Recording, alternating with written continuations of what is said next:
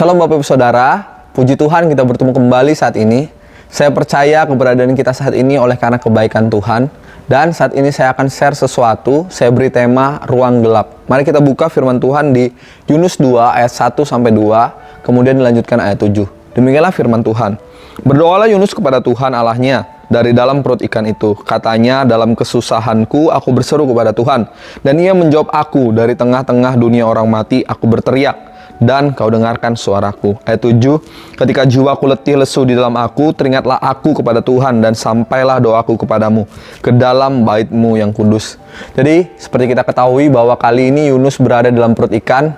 Kenapa? Karena sebelumnya dia lari dari panggilan Tuhan. Bukan lari mendekat, tapi dia lari menjauh. Sehingga Tuhan izinkan dia masuk di dalam perut ikan. Bagaimana pastinya dia bisa hidup di dalam perut ikan? Itulah keajaiban yang Tuhan lakukan, Tuhan nyatakan supaya kita mengerti tujuan Tuhan yang luar biasa. Dan pada saat Yunus di dalam perut ikan, yang terjadi adalah hal yang tidak enak. Itulah yang saya maksudkan ruang gelap. Ruang gelap adalah keadaan yang tidak enak, tidak nyaman, tidak kita harapkan, atau tidak kita inginkan dalam kehidupan. Tapi hal itu Tuhan izinkan. Mengapa? Karena ada dua alasan yang saya mau bagikan kepada Bapak Ibu Saudara semua. Yaitu yang pertama, untuk menyadarkan kita kembali akan tujuannya. Sebagaimana Yunus tadi, Yunus lari dari panggilan Tuhan. Perut ikan bukan sebuah hukuman buat Yunus. Tapi perut ikan adalah alarm, seperti alarm untuk menyadarkan dia kembali. Ruang gelap itu untuk menyadarkan kembali bahwa Tuhan punya tujuan yang besar dalam kehidupan Yunus. Untuk menyuarakan apa yang menjadi kehendak Tuhan. Karena seringkali tempat yang tidak enak, itulah yang membuat kita kembali kepada Tuhan. Seperti tadi yang kita baca dalam firman Tuhan. Yunus berseru kepada Tuhan. Yunus bersyukur buat keadaan dia masih hidup saat itu, sekalipun dia berada dalam perut ikan. Sehingga ketika dia keluar dari perut ikan, nanti Bapak Ibu kalau baca di pasal selanjutnya, dia melakukan kehendak Tuhan setelah dia keluar dari perut ikan. Itulah kenapa Tuhan mengizinkan ruang gelap itu terjadi dalam kehidupan kita. Karena dia mau kita kembali kepada tujuannya. Yang kedua, mengapa Tuhan izinkan ruang gelap terjadi? Karena ruang gelaplah tempat Tuhan mencetak visi kita supaya kita dapat mengerti dengan jelas atau lebih terang lagi tentang apa yang Tuhan kehendaki dalam kehidupan kita. Mungkin Bapak Ibu semua ketahui kalau dulu tuh kita memakai kamera itu tidak seperti sekarang digital, kita bisa lihat hasilnya langsung. Tapi kalau dulu itu ada filmnya, dan film itu bisanya dicetak dalam ruang gelap.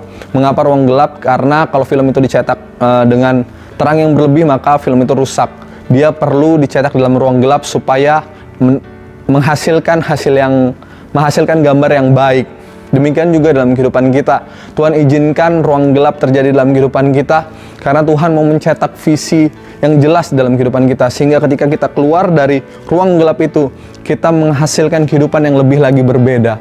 Jadi sekali lagi, ruang gelap atau keadaan yang tidak enak kita tidak harapkan atau tidak sesuai ekspektasi kita itu bukan hal yang buruk. Melainkan karena Tuhan punya dua tujuan tadi.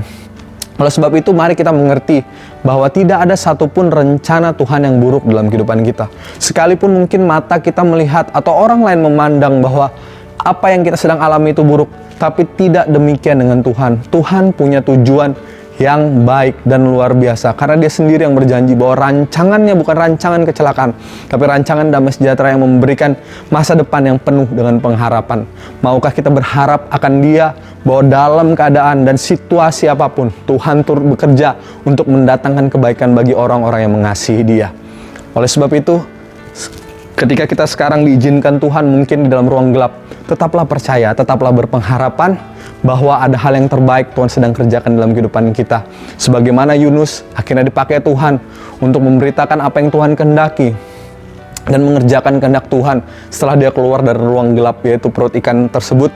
Demikian juga dengan kita. Percayalah, ada hal yang besar yang Tuhan akan lakukan dalam kehidupan kita setelah kita keluar dari ruang gelap kita masing-masing. Tuhan Yesus memberkati.